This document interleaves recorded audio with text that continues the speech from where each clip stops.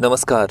आइए आज इड़ा सर्ग के 8वें पद को समझने का प्रयास करते हैं। इड़ा सर्ग के 8वें पद में प्रसाद जी ने कामायनी के कथा सूत्र को आगे बढ़ाया है। श्रद्धा का साथ छोड़कर मनु भटकते हुए सरस्वती नदी के किनारे बसे सारस्वत प्रदेश पहुंचते हैं जो उजड़ा हुआ है। मनु देखते हैं कि सरस्वती नदी पूरे वेग से बह रही है और रात बहुत शांत है। आकाश से तारे मानो धरती के इस उजड़े हुए हिस्से को देख रहे थे। सरस्वती नदी के किनारे किसी समय लोग रहा करते थे, मगर आज ये क्षेत्र सूना पड़ा था। इसी नदी के किनारे देवराज इंद्र ने वृत्रासुर पर विजय प्राप्त की थी। ये सोचकर मनु और अधिक दुखी होते हैं, क्योंकि उस जीत के सारे चिन्ह आज नष्ट हो गए थे। मनु देखते हैं कि सारस्वत प्रदेश की हालत आज किसी बुरे सपने की तरह हो गई है और यहाँ हर ओर अंधेरा छाया हुआ है।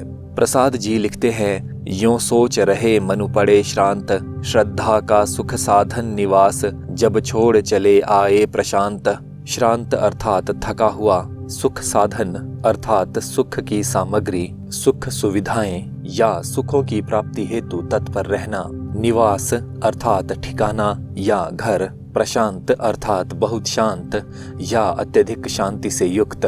यूं सोच रहे मनु पड़े श्रांत, मनु थकान की हालत में किसी स्थान पर पड़े हुए ये सारी बातें सोच रहे थे। श्रद्धा का सुख साधन निवास, जब छोड़ चले आए प्रशांत। मनु किसी समय श्रद्धा द्वारा व्यवस्थित सुख सुविधाओं से भरा और बहुत शांति से युक्त घर छोड़कर चले आए थे। यहाँ सुख साधन में अनुप्रास अलंकार है। पथ पथ में भटकते अटकते वे आए इस उजड़ नगर प्रांत। उजड़ अर्थात उजड़ा हुआ या सूना, नगर प्रांत यानी शहर का क्षेत्र या इलाका। घर छोड़ने के बाद अनेक रास्तों में भटकते हुए या बेकार घूमते हुए तथा रुकते रुकते मनु इस उजड़े हुए नगर के इलाके में आ पहुँचे या इस नगर की सीमा में प्रवेश कर गए। बहती सरस्वती वेग भरी, निस्तब्ध हो रही निशा श्याम, नक्षत्र निरखते निर्निमेष, वसुधा की वह गति विकल वाम।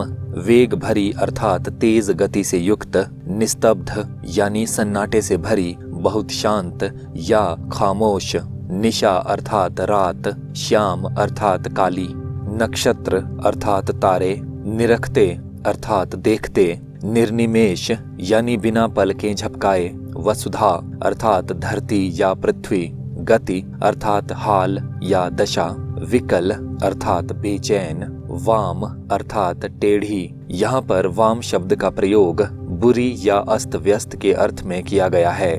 बहती सरस्वती वेग भरी, यहाँ पर इस क्षेत्र में सरस्वती नदी बहुत तेज गति से बह रही थी। निस्तब्ध हो रही निशा श्याम, और काली रात बहुत ज्यादा खामोशी या सन्नाटे से युक्त हो रही थी।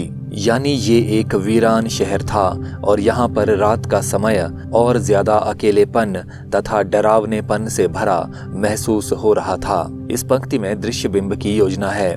नक्षत्र निरखते निर्निमेष, वसुधा की वह गति विकल वाम।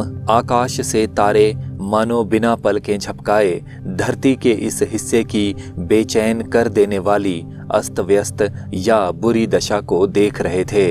इस पंक्ति में अनुप्रास अलंकार है, तारों का मानवीकरण किया गया है और दृश्य बिंब भी है।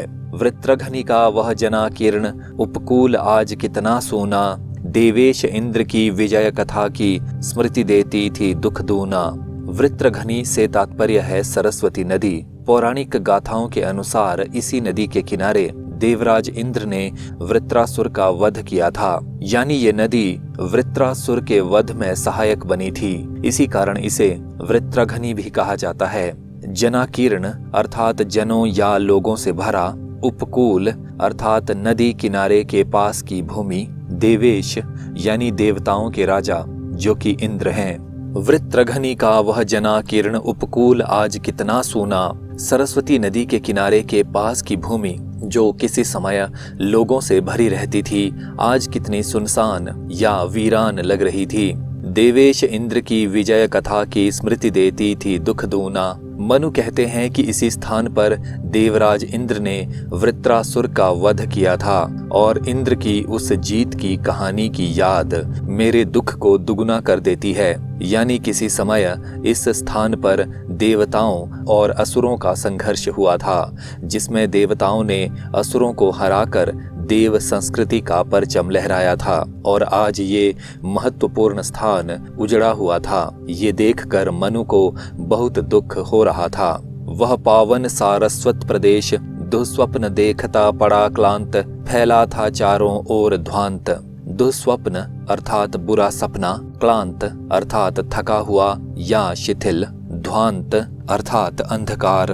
वह पावन सारस्वत प्रदेश, वो पवित्र सारस्वत प्रदेश जिसका इतिहास इतना गौरवशाली था, दुस्वप्न देखता पड़ा क्लांत, आज किसी थके हुए या शिथिल मनुष्य की तरह पड़ा हुआ था और यूं लग रहा था मानो कोई बुरा सपना देख रहा हो। यानी सारस्वत प्रदेश की स्थिति उस बर्बाद मनुष्य की तरह थी जो जीवन से थक हार कर बैठा हो और जिसके सपनों तक में आशा की कोई किरण नजर न आ रही हो। इस पंक्ति में अनुप्रास और मानवीकरण अलंकार हैं। फैला था चारों ओर ध्वांत, इस नगर में चारों ओर अंधकार फैला हुआ था। ये केवल रात का अंधकार नहीं था, बल्कि निराशा, उदासी और नकारात्मकता का अंधकार था। इस पंक्ति में दृश्य बिंब है और प्रतीकात्मकता का सहारा लिया गया है।